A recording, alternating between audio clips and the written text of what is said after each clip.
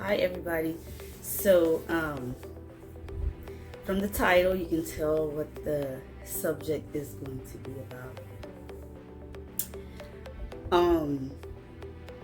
So first of all, I know it's already been said, but I started this channel because during my master's program I had to market myself, okay, because my degrees are in business administration.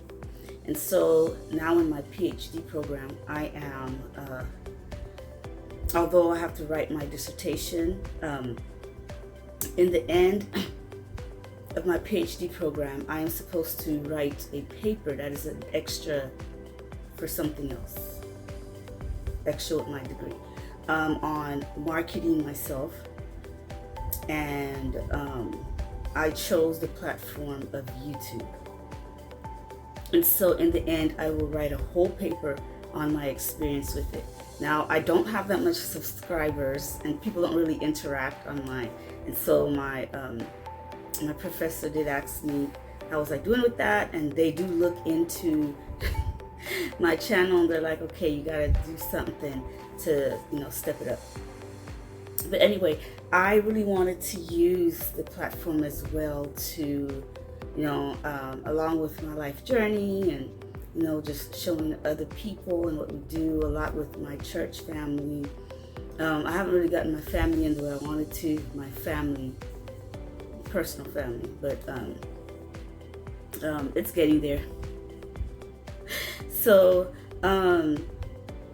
I'm still actively trying to build my channel and everything like that. And so, but I just wanted to do this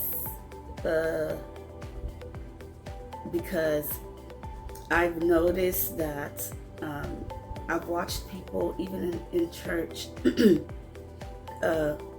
I've realized that their stories, we go to church with people, or we just live life with, our friends and family and stuff, and we don't really know their backstory or what's really, going on. Why are the way they are, and why do they live life like that? Why is their mannerism this way?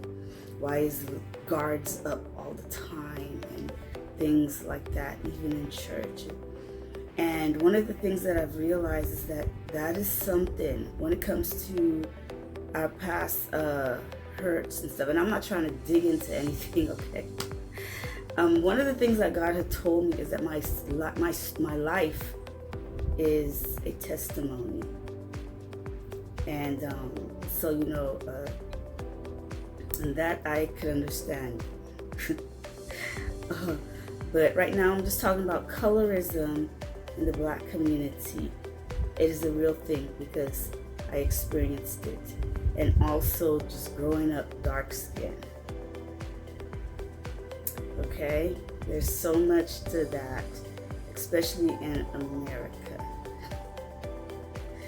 And it is a lot amongst the blacks, and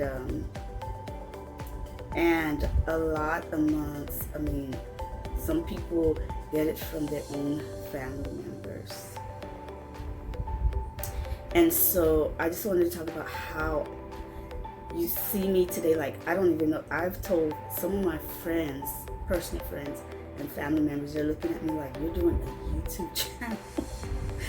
Because they just can't believe it. Because, growing up, I've always been a shy person. And a lot of it has been because of what I've been through. I was always scared of people, especially of my own race. Because I was shocked into the reality of what life was for me when I went to kindergarten. I have a little clip. I might show it. I don't know if I'll be able to get it in there, of this little girl and her, I don't know if it's her aunt or her mom or one of her family members are combing her hair. It's a little dark-skinned girl, and she says to the adult, "I am so ugly." She looks like she's about about 4 or 5 years old. And it hurt my heart because I know where she's at. And it just hurts to know that a little girl like that can say that she's 4 or 5, so young. Like, how can a child like that come to the place of saying that about herself? Like, who told her that? Somebody told her that. Maybe, and this is, low self-esteem and all those things come from all races. White, black, it doesn't matter. It can be the way you look. It's just, there's the way your hair is. Such has nicer hair than you. In your family, it doesn't matter. But this is my experience of what I went through as a dark-skinned individual in the public, in school, in my family, in church. My darkness was not really accepted at all. And I had no idea that I was ugly. I was burnt tar. I was a tar baby. I was blacky. You so black. You so ugly. Until I got to kindergarten, when I started school. I'll never forget it. I can't remember if it was the first day or what, but it was kindergarten. Okay? The first time going to school. And it was it was a little boy. Of course, we were in the same class. One of my classmates. He was a light-skinned little boy. And he turned and he looked at me. I'll never forget it. We were outside at the time. And I believe it was I was going to Travis Elementary in Baytown, Texas. And we were lined up, and the teacher made us sit down. And I was a little thing. I was always a really little person. Always. Just tiny, skinny, and little. And so I remember him turning to me, and he said to me, you're black and ugly. We were in kindergarten. I was like 5 or so, or 4. I was young in school. There's even a thing about my age. I don't know. My siblings are telling me I'm all kinds of ages, child. But anyway, I know my age. So, when I heard that was the first time. That was just the beginning. And when I heard that, I remember this deep hurt, 5 years old, came inside of me, and I was like, oh no. And I never told my mom or anybody what was going on. I'm just growing up, and I've heard other people's stories about it. There's other young women who talk about, and some of them are crying on their, on their channel. And they're just crying and talking about, how, people didn't love them, because they were dark skinned. And people would call them ugly. And all kind of stuff.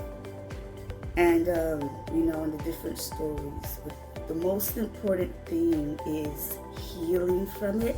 And not just by yourself. But that is something that, like they say, words hurt so bad, and the words that you say to people can build their character. It can determine the way they are in life. And those are the kind of things, especially what I've been through, that only God can take you through. All my life, growing up as a child, I was treated according to, and I kid you not, my skin color. I am somebody, I'm very unconfrontational. Only now, as an adult, I'm like, you're not going to do me like that. And my mom would always have this saying where she would say, don't be afraid to talk to people. And what she meant was, you don't let nobody tell you nothing. You answer and you tell them they're not going to do that to you or talk to you crazy. And so growing up, it was really hard being dark skinned. And inside of the church, I realized that many of us are still struggling with that. And the way we live our lives, the way we interact with people. And just because we're saved and serving God, it's still in the back of our minds. It's still dug deep in our heart. All those hurts, from just childhood and growing up, and mine has always been that people, rejected me. And now the rejection thing's a whole different story, child. And I'm not saying this is my story. Everybody has their story.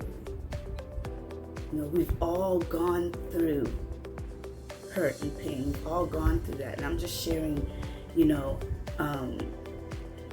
what God has done for me. I would never be able to be here making any YouTube, nothing, okay? If I had stayed in the low self-esteem and sunken place that I was in. I was a child that I didn't speak much. Today people are like, oh, you don't really talk that much or whatever, and that's true.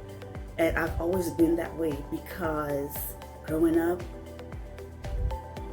I just knew to be quiet, and I closed myself up and I stayed to myself because in my eyes, nobody loved me. In my eyes, nobody liked me because I was so ugly. Just growing up in the church, and I'm not saying every church person, I'm just saying there were people, adults in the church. I remember a couple of years ago, a sister that was in the church, she's no longer with us.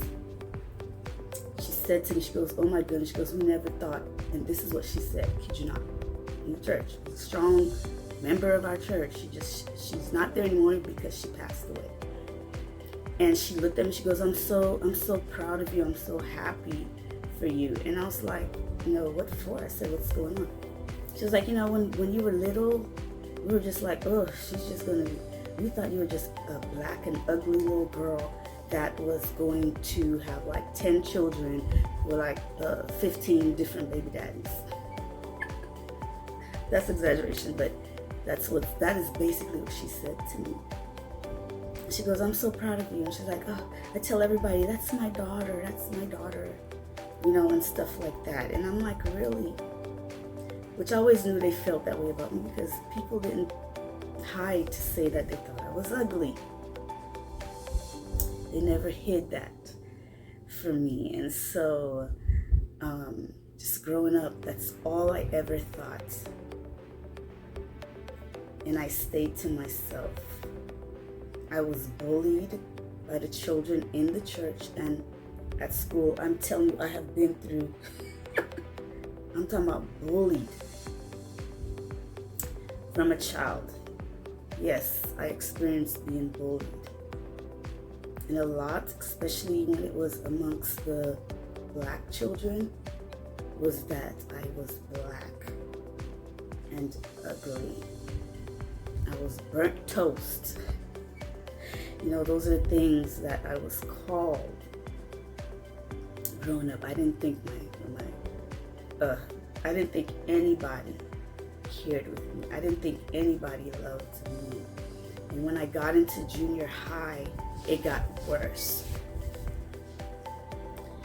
And I thought, okay, it can't get any worse than that. It was to the point where at one point I was walking to school because they felt that the route, I was living in Florida for a point of time, and I was walking to school in junior high. And walking to school, walking through the halls, walking home, even if I was walking somewhere with my mom, my head was completely down to the ground. All I could see was my feet, my shoes. Especially when somebody was walking towards me. I never lifted up my head because I was so afraid that they would see me and call me ugly. They would see me, but oh my God, I remember one time I couldn't take it anymore. I was in junior high, and I'm telling y'all, that's how bad I was bullied. And I was in junior high, and to me, I was like, there's people that are the same complexion as me. Why am I going through this? Which that is a whole story. God has already got into that for me. And I started crying, and so one of my friends helped me, and she took me to the counselor. Now, the counselor was a white woman. So you can imagine me sitting there as a little black girl trying to explain to this white lady why I'm crying. And I remember when I told her, I said, they're just making fun of me. I said to her, why am I so dark? I hated it. I hated myself. I hated looking at myself in the mirror. I didn't want to look at myself in the mirror. Always sitting next to somebody in church or some adult in church. Oh, such and such is prettier than you.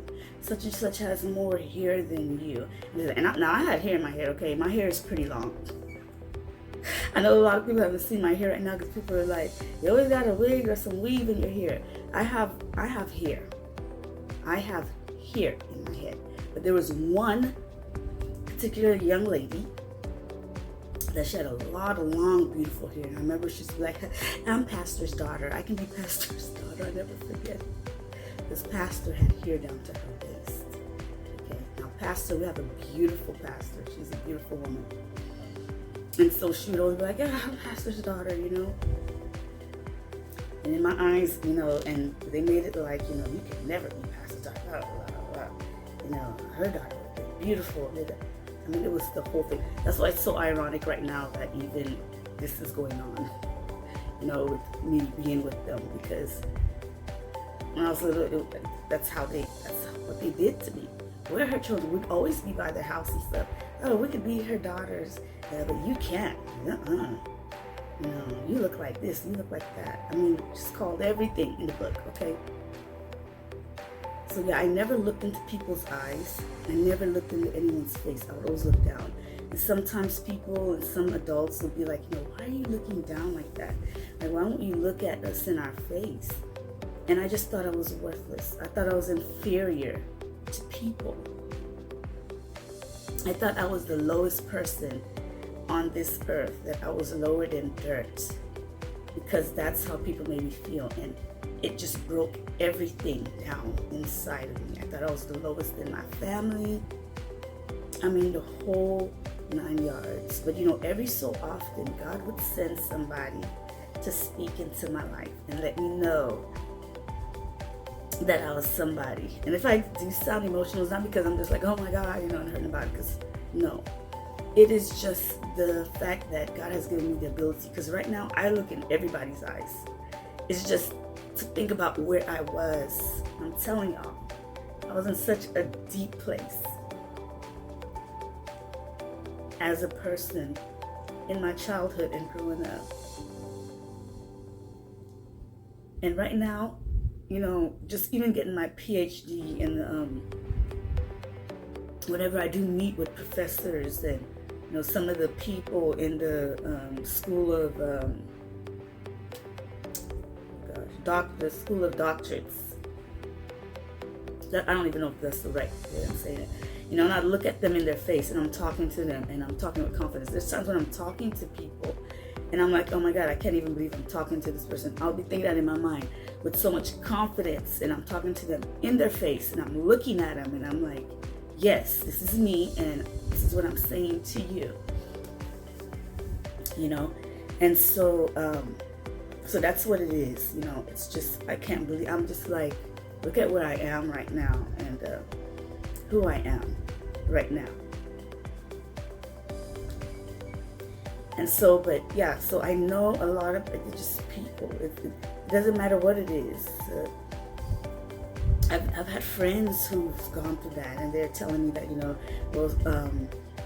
their family always thought that their older sister was prettier, or they have 4 siblings. It's them and 3 other siblings, and they're the darkest in the family. So you can imagine. I mean, just things like that.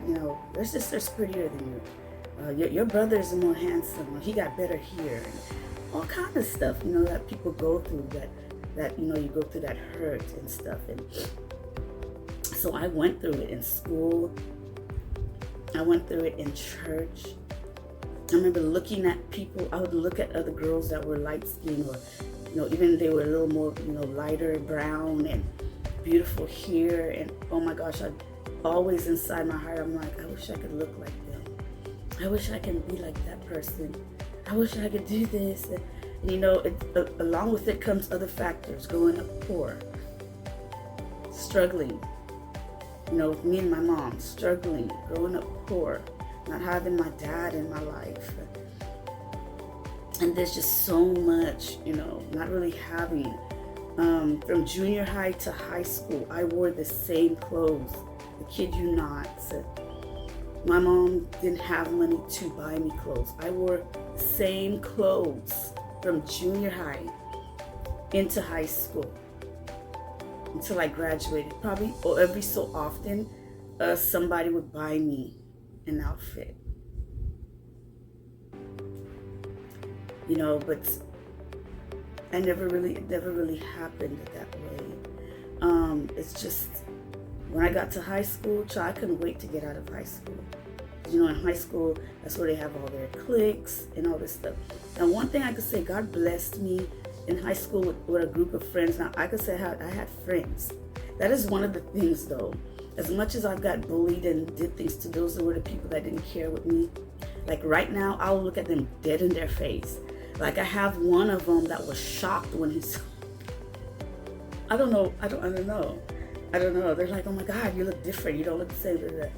He came and he gave me a hug and he was like, oh my goodness. And he's like, I can't believe it. I can't believe that's you and all this, stuff. And so it's just a whole different thing. They're like, you're not the same person. And I'm like, I'm not the same person. I'm not. Because if I am who I am today, if I was back then, child, I wouldn't be in school. They had to take me out, honey.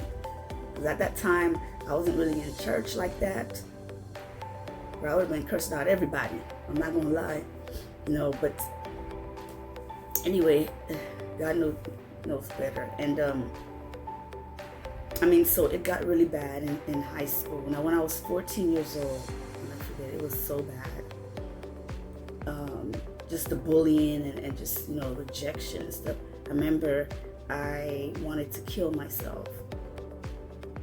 And I remember it was a whole week and I would come home and cry. I was like, nobody loves me. And I was like, I always said the world would be a better place without me. That's all I would say, that the world would be a better place without me. The world would be a better place without me. And so I got to a place where I was ready to just get out of here. And my mom had a pill of aspirin. And it was a huge, big pill. It was like 100-pill bottle. And that night, I was going to take it. And so they were in the living room watching TV. And at the time, we were living with my brother in Florida. My mom went to Florida, which we should have never went to Florida. I don't know. My God. So, and I was like, okay, I'm going to take those pills. I'm going to be done in my life. And I would have been successful if God did not intervene. At 14 years old, since I was a little girl, I could see, I had visions and stuff like that. I never understood about being prophetic or anything like that. And my mom was so scared of me sometimes. She would tell me to shut up because I was saying stuff and then it would happen. And she was like, be quiet. She was like, don't say any more. And so, I remember at 14, God really started working on me in Florida. The Holy Spirit started to intervene, and He was the best friend that I ever had at 14 years old. We were going to a church where, thank God, they were encouraging young people to serve the Lord. And I don't know, maybe that's why I just have a heart for seeing young people and young adults serve God, because in Florida, that church, I'm telling you, they made sure that the young people were serving God. And I'll never forget it. I had the bottle, and I had went and got a big glass of water, guys. And I went into the room. Didn't even know what was going on. They were in the, her and Claude and them were in the living room watching TV or something. And I closed the room door. And all of a sudden, I think I heard a voice call my name. And I was so scared. But the thing about it is that I knew it was God. And I heard it. And so I remember I just started wailing and crying silently, but it was a huge wail. But I didn't want them in the living room to hear what I was, hearing me crying. So then I dropped down to my knees. And I remember I just started calling out to God. And ever since that day, God started the Holy Spirit just came beside me. He came along beside me and started walking with me. And a lot of things started to just started happening. That was for my benefit, for my good. And he was with me, and he would not leave me. I'm telling you. Even when we left Florida, and we came back to Texas, I was just wishing and hoping that Pastor would tell my mom. And I don't know, maybe they did, and I just didn't know that they were telling her. Girl, we came back to Texas, then we went to St. Croix to live with my aunt, and that is where Sister Douglas came after my mom, thank God.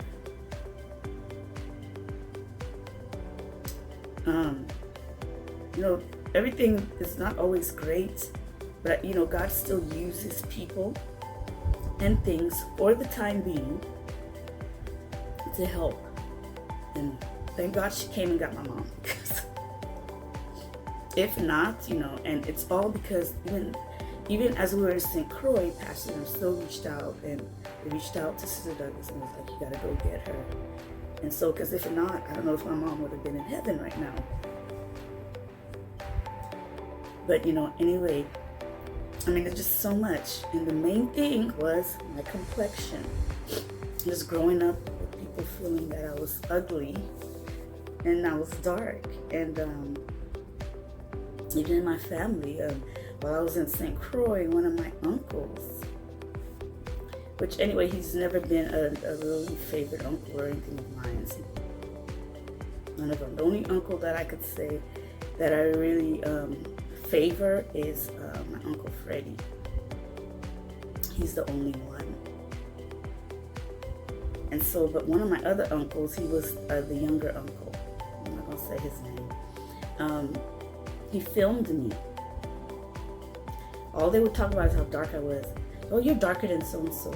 These are the conversations my uncles are having with me. My uncle. I always remind them of somebody. And then one time, him and his wife was there talking in St. Croix.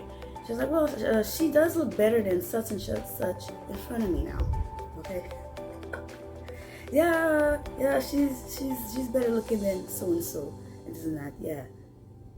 But it always went to, but you're so dark. One of me and my cousins got into an argument one time. It was a male cousin, okay? Child, right now, he acting like he loved me to death. I ain't gonna lie.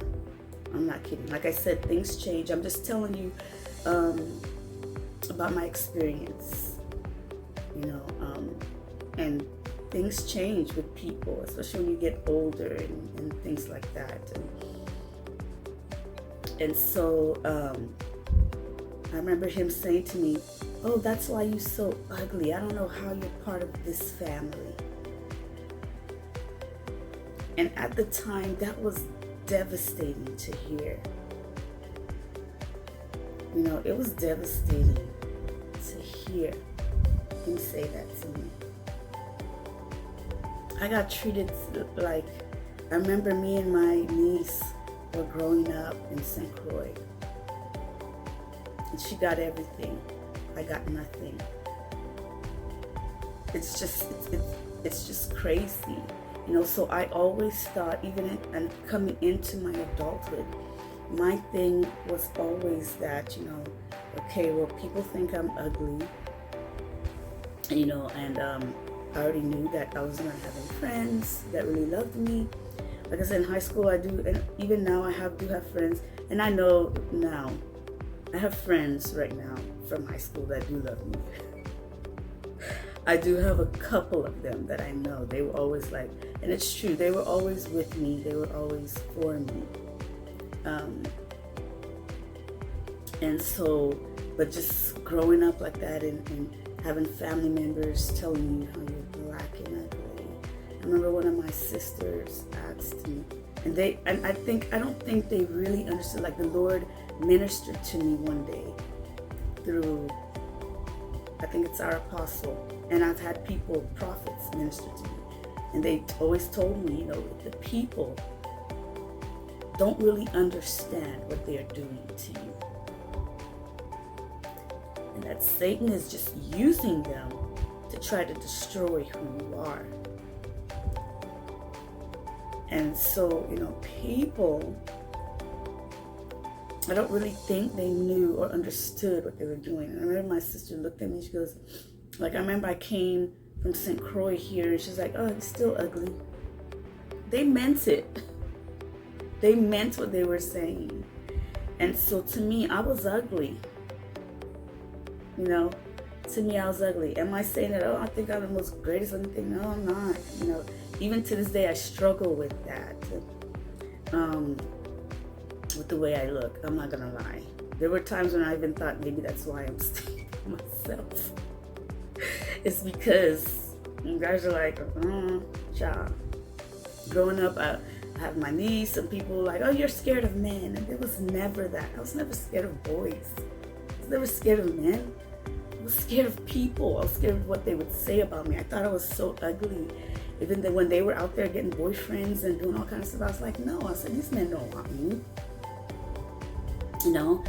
And so, that's the life that I lived. That's the life I went through. And so, I remember that. And somebody asked me one time, I think it was my sister again. She was like, you don't like the way you look, do you? And I was like, in my teens. And at that time, I was very shy, very closed individual because of the way I was treated. And I remember telling her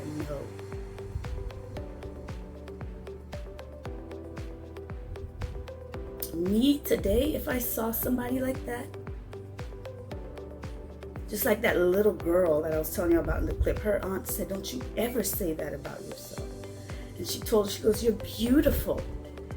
She goes, you are beautiful. And that's what I would say to somebody like that. Not, do you like the way you look? You don't like the way you look, do you? You think you're ugly, don't you? I would never. Because I know how it feels to go through that. I know how it feels to be called ugly in your face. You're not wanted. I'm telling you, nobody wants you here. And so, it's just, and it always happened. And when I say with the colorism, it's because it always happened in the black community for me. It always happened with my black friends. Well, not even friends, just black peers. My bestest of friends were white growing up.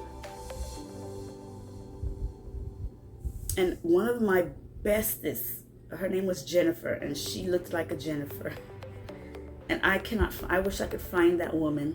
We're women now, but we were in high school, and I first learned how to ride a horse because of her. Her family owned a farm, and we were in high school together, and her parents, I would go to hang with her, and her parents didn't have any issues with me being around her, and she was a blonde-headed, blue-eyed girl, blonde. Okay, and that girl loved me. When we left Florida, she cried so bad. She was like, I'm gonna miss you. She goes, I love you. Why are y'all leaving? And all this stuff. And I remember we exchanged addresses, and I completely lost her address because in the mixture of moving, and to me, my thing was always that people don't really love me. So, just stuff like that. I guess that I didn't hang on. There was this young man. He was white, okay? A young man. And when I finally moved back to Baytown in high school, we became the best of friends. And that's the second time when we left again and went back to St. Croix. And I'm talking about, he cried. He was crying. He gave me his address and everything. And I, once again, lost his address. Why? Because I was such a broken person. I was so broken.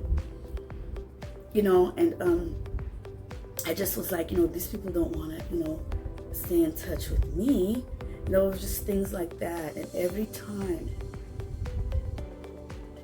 my bestest of friends, I don't know if a lot of y'all know who AJ Foyt is, but his niece, Cassidy Foyt, okay? AJ Foyt was famous for race car driving stuff. He was one of those NASCAR people, if I'm not mistaken. Me and her were best friends.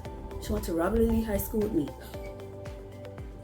What I'm saying is that, I was so afraid of my black peers, of what they would think about me. Now, did I have a group of black peers as good friends? Yes. And still to this day, if they saw me, it's like, oh my gosh, But my bestest of friends were white. I never experienced racism among whites. They accepted me more than my own black peers. I was at a place where I remember one time I looked into the mirror, I kid you not, and I got this sick feeling. And I said to myself, I don't want to be me. I want to be somebody else. I asked God, why did you create me? Why did you make me ugly? Why did you create me to be this ugly girl? And I would get sick. Kid you not, when I looked, that's how bad it can get. And those who have experienced what I'm saying knows that it's a real thing. You feel sick, you get sick. I get a sick feeling when you look in the mirror. And I got to that place. I got that low to the point where I would never look at myself in the mirror. And whenever I would hear somebody say, oh, you're pretty, I always said it was out of pity they said it.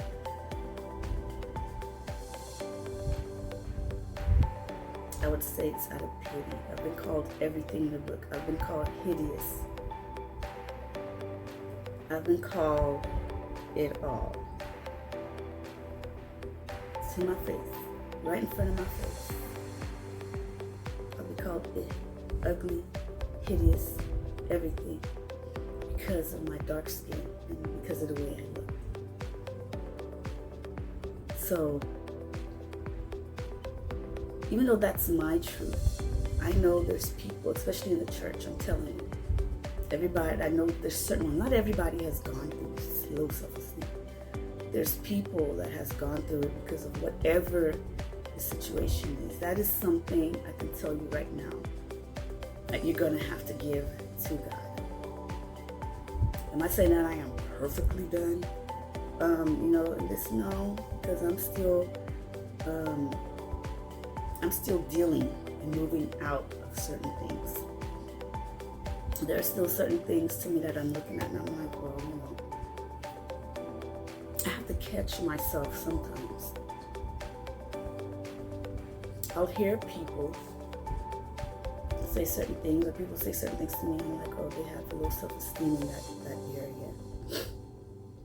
And there are times when I would have to catch myself, because I'll be like, oh, they saying that to them, oh, they letting them do that because they the pretty one, or they the light-skinned one, or whatever. I do have to catch myself. Why? Because since a child, I was born struggling, child. I was born full term at 4 months. I was born a sick baby. If I'm not mistaken, I was in the hospital for 3 months. I don't know, either 3 weeks or 3 months. I could be making it 3 months. My mom would tell me the story. Okay. First of all, I wasn't even supposed to be born. Like a one-time apostle minister. I mean, God has really, He has told me why. You know, I went through the things I went through. It was so much. I haven't even touched the iceberg. Well, the tip of the iceberg. I said that wrong. I haven't even touched the tip of the iceberg of what I have experienced in God has brought me a long way to where now I look at people in their face. I wouldn't look at people in their face at all. I couldn't look in their eyes or nothing, because to me, I'm inferior to you. I'm not going to look at you because you think I'm ugly. I would hide my face down so that people wouldn't have to look at my ugly face. So I would do that. My head was just completely down because I was like, I don't want them to look and have to deal with looking at my face, or all of a sudden say, oh my gosh, you're ugly. I have come a long way, and I am happy what God has done and is doing in my life. I lead praise and worship. If I was where I was, I wouldn't be able to lead praise and worship. There's things that I do, people are like, oh my gosh, I didn't know you could do that. What? Even Sherman, like, even today, I was going to say, even Sherman what? Like, I can do stuff. There's things that I like, and I'll do. I have a lot of talents. I have a lot of gifts. And people come and they'll tell me, they're like, you have various talents. And I know I do. I'm not going to deny that anymore. I'm not going to hide that. There's things I'm good at. And I can do. You know what I'm saying? Like, there's no even Sharma. You know what I'm saying? Even me. You know what I'm saying? I can do things. My name is Najima Sharma Ernest. And I can do some things. There are things that I can do. You know, I'm tired of that. Hiding and keeping my mouth closed. And like I said, God has done so much for me. He has. And I'm not afraid to look at people. I'll look at you because I'm a human being. I'm a person. One thing I could say though, I went into one of the makeup stores the other day, and I ain't gonna lie. Why is the gay guys the ones that are finding everything so perfect for you? Like, I go to the girls and they can't find nothing. Go straight to one of the gay young men and they're like, oh, you're this and you're that and all that stuff. So one time I was in there and I was trying on some lipstick. And so I was like, man, this lipstick don't look good for my shade. And one of them heard me say that. He came over there. He goes, let me tell you something. He goes, you don't let nobody tell you what you look like. You know, of course they'll do that. You do what you want to do. If you want to wear that lipstick, you wear that lipstick, honey. It looks great on you. I was like, you know, this lipstick don't look good on me. I'm too dark for this lipstick. But anyway, you know, like I said, God has done so much for me, and I'm so happy and I'm so proud of what the Lord has done for me, and has gotten me to a place where I stand up for myself. You know, even though people are still saying what they say, child, sometimes people say stuff that's offensive towards me. And I just look at them and I'm like, okay. And I'm saying to myself, you're not going to change nothing but what I think or feel about myself. You're not going to tell me, because I know what God has said to me, what He's done for me, and who He said that I am. And that's who I'm going to be. No longer. And He has really worked in my life, and He has really, and I will advise anyone that is going through that right now to really think, and to really think, especially those in the church. It is a part of you that has to be given to God. You might think, oh, well, I went through that as a child, okay. But the things that hurt still comes up in certain situations. it's still a part of your life more than you think or know.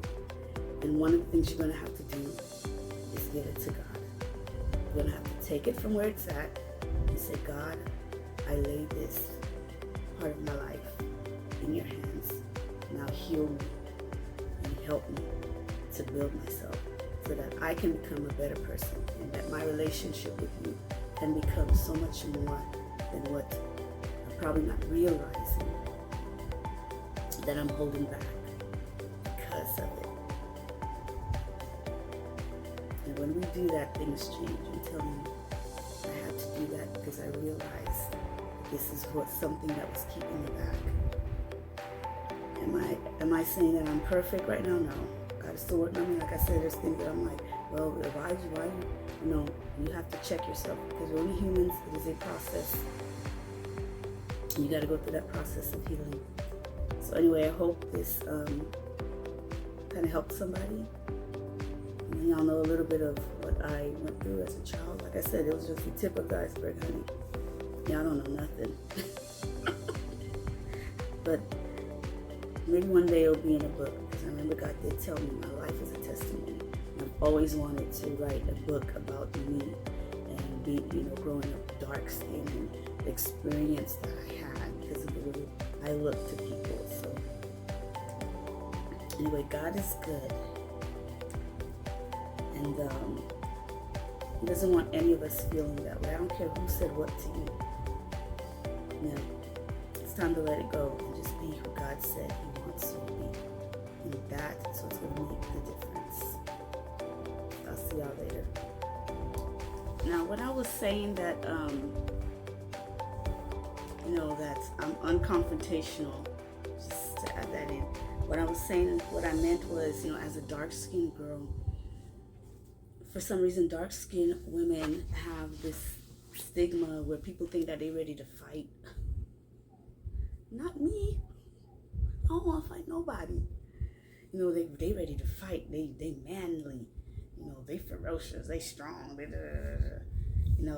they want to fight every light-skinned girl. I don't. I had a lot of light-skinned girls that were really good friends with me.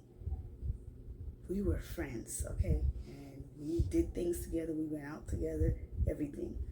So, no, I don't want to fight nobody. I'm not ferocious. I'm not looking for no woman to do nothing to. I'm not. I'm just trying to live my own life. Period.